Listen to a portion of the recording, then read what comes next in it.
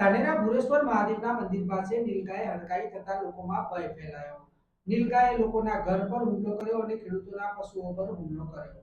લોકો ઘર છોડીને નાસી જતા જ્યાં નાની ટળી તો બીજી તરફ ખેડૂતોમાં પણ ભારે ભયનો માહોલ ફેલાયો।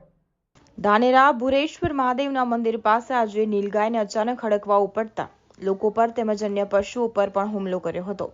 આજુબાજુમાં રહેતા લોકોના ઘર પર હુમલો કરતા લોકોના ઘર વખરીના સામાનને પણ નુકસાન પહોંચાડ્યું છે, તો બીજી તરફ લોકો ઘરમાંથી નાસી જતા જાનહાનિ ટળી છે। હડકાયેલા થયેલા નીલે અન્ય પશુઓને પણ બચકા ભરતા ખેડૂતોના પશુઓ પણ ઇજાગ્રસ્ત બન્યા છે।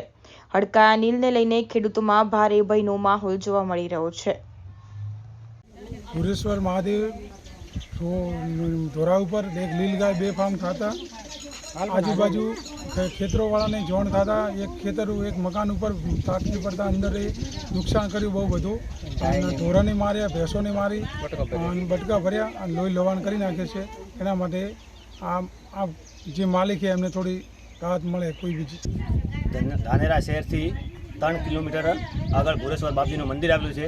ત્યાંથી ગૌચરની જગ્યામાંથી એક નીલગાય એ હડકાઈ થઈ કે ફરાર થયેલી ગાય રાતે આખી રાત આજુબાજુના ખેતરમાં બીજાને પરેશાન કરેલ। ત્યારબાદ સવારમાં 8 વાગ્યાના સુમારે મસરૂભાઈ મોહનભાઈ મારા કાકા થાય એમના ખેતરમાં આવેલ, એમના ઘરના પાછળ આગળ આવી અને ભેટું મારી, થોભલો પાડી, પત્ર બત્ર તોડ્યા, ભેંસને ગાયને મારેલ।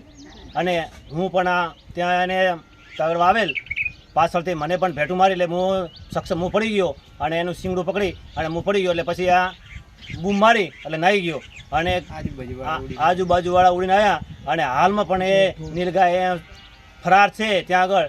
અને સરકારની એવી વિનંતી નગરપાલિકા કે મામલતદાર સાહેબની કે આવી અને આ એમનો કોક નિકાલ કરે એવી અમારી બધાની ખેડૂતોની નમ્ર અપીલ છે।